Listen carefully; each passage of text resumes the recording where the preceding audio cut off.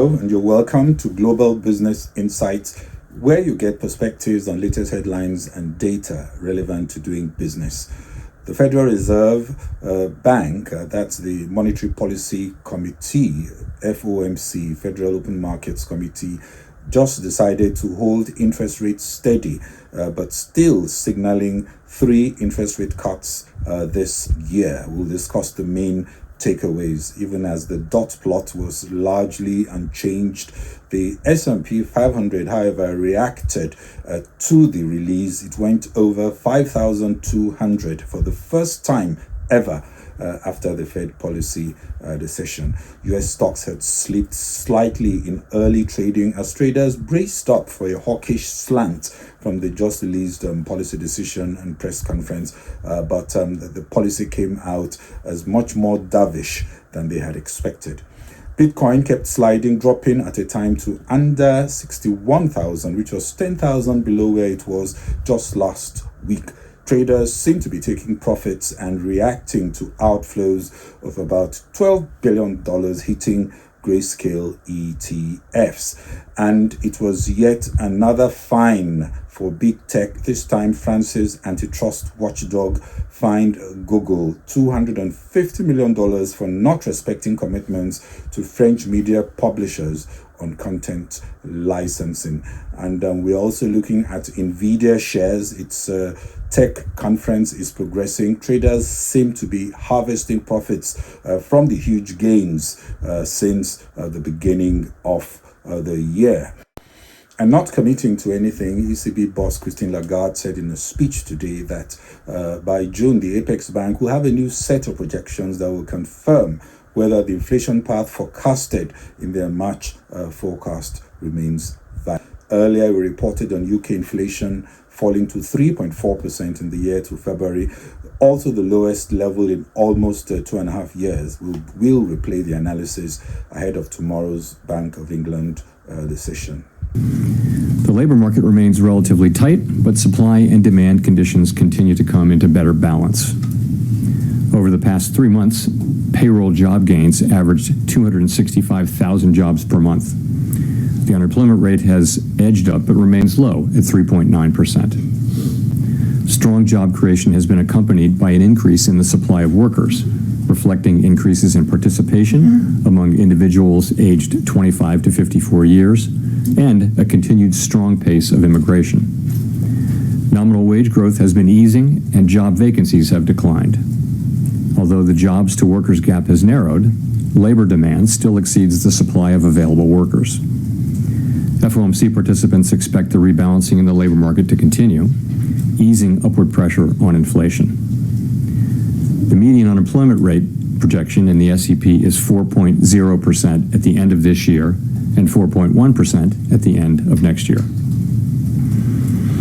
Inflation has eased notably over the past year, but remains above our longer-run goal of 2%.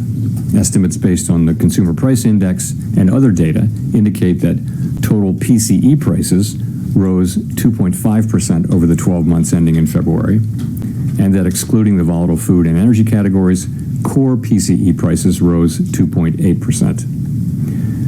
Longer-term inflation expectations appear to remain well anchored, as reflected in a broad range of surveys of households, businesses, and forecasters, as well as from measures from financial markets. The median projection in the SEP for total PCE inflation falls to 2.4% this year, 2.2% next year, and 2% in 2026. The Fed's monetary policy actions are guided by our mandate to promote maximum employment and stable prices for the American people. My colleagues and I are acutely aware that high inflation imposes significant hardship as it erodes purchasing power, especially for those least able to meet the higher costs of essentials like food, housing, and transportation. We are strongly committed to returning inflation to our 2% objective.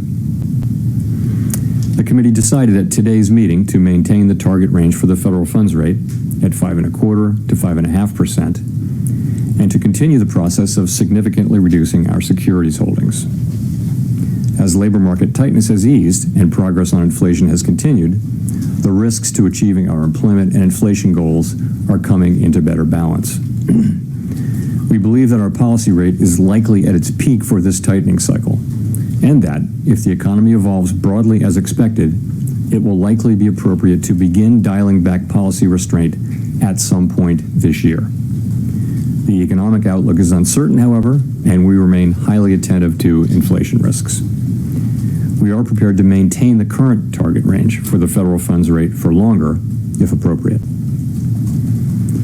We know that reducing policy restraint too soon or too much could result in a reversal of the progress we have seen on inflation and ultimately require even tighter policy to get inflation back to 2%. At the same time, reducing policy restraint too late or too little could unduly weaken economic activity and employment. In considering any adjustments to the target range for the federal funds rate, the committee will carefully assess incoming data, the evolving outlook, and the balance of risks. The committee does not expect it will be appropriate to reduce the target range until it has gained greater confidence that inflation is moving sustainably down toward 2%. The U.S. Federal Reserve announced today that it left the policy rate, that's the federal funds rate, unchanged, 5.25% to 5.5% following its March meeting that just ended. This decision came in line with market expectations.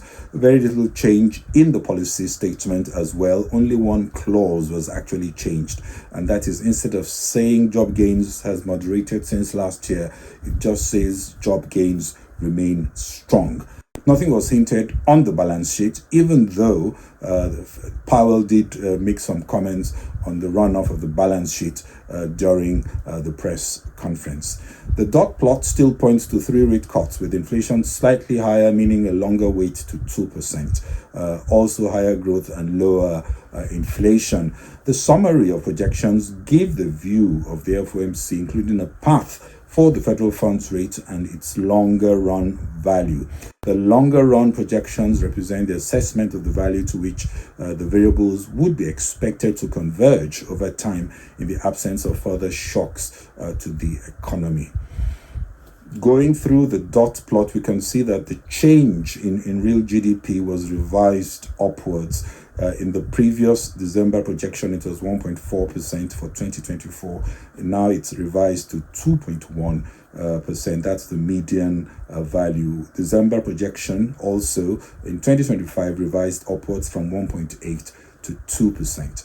The unemployment rate revised downwards. The earlier projection 4.1, the latest projection is now 4.0, while in 2025 both December and today's projection are at 4.1%. So we've seen a slight drop in unemployment and an increase, fairly significant increase in the real GDP growth in 2024 and 2025. PCE inflation, 2.4% in December projection for 2024, still 2.4. But if you look at 2025, December projection median is 2.1%, while the PCE inflation in this forecast is now 2.2% for 2025. Core PCE inflation, however, was raised in 2024 from 2.4% in December, now 2.6%.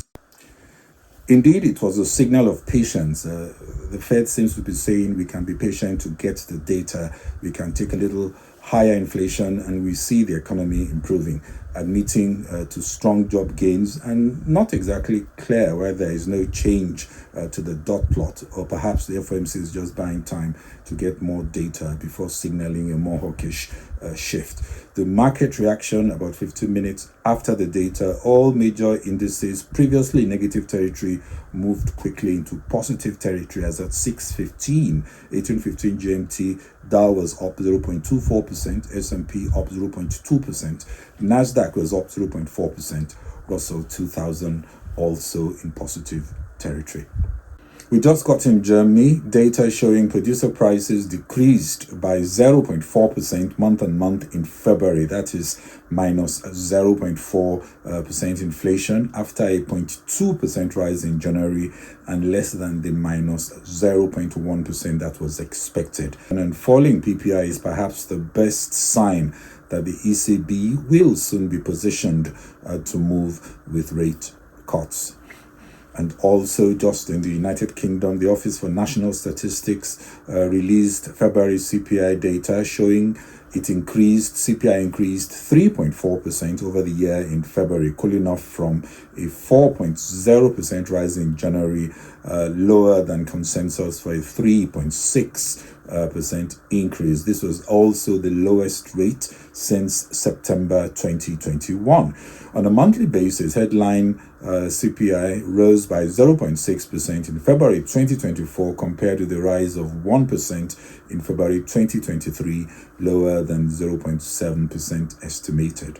The data released showed that the largest downward contributions came from food and restaurants and cafes, while the largest upward contributions came from housing and household services and motor fuels.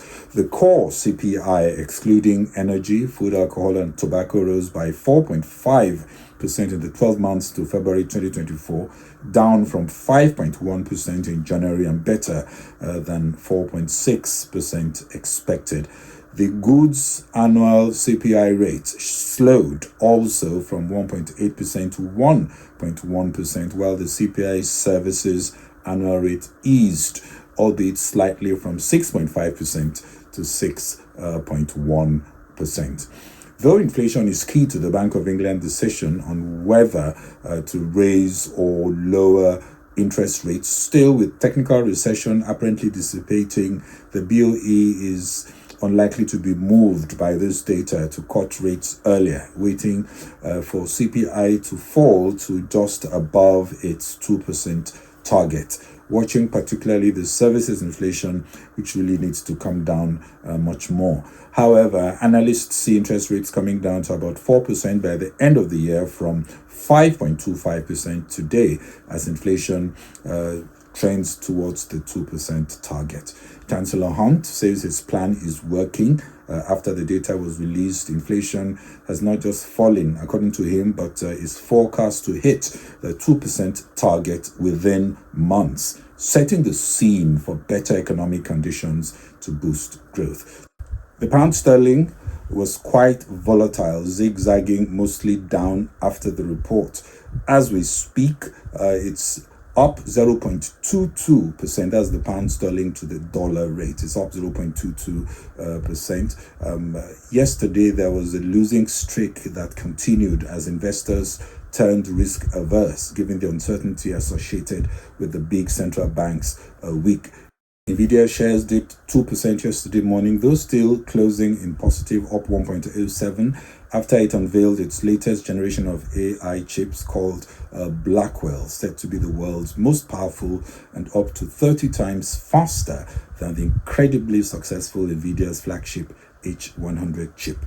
The stock had rallied over 78% year to date heading into the event, possibly enticing investors to book some profits following the news, which had pretty much been priced in. Nvidia expects big tech companies to line up to buy into the new platform. European stocks were mixed ahead of the FOMC release, somewhat subdued. I guess we'll get a clearer reaction tomorrow, but stocks Europe 600 closed flat, FTSE 250 up 0.27%, the German DAX up 0.15%, CAC 40 down, that's the French index, down 0.48%. On US indices, as we speak, Nasdaq up 1.18%, Dow 30 up 0.97%, S&P 500 up 0.84%. Well, that's it from me on Global Business Insights. This is Bode Oshosami. Please share, kindly follow on Facebook and LinkedIn, subscribe on YouTube and X. Thank you very much for watching and following.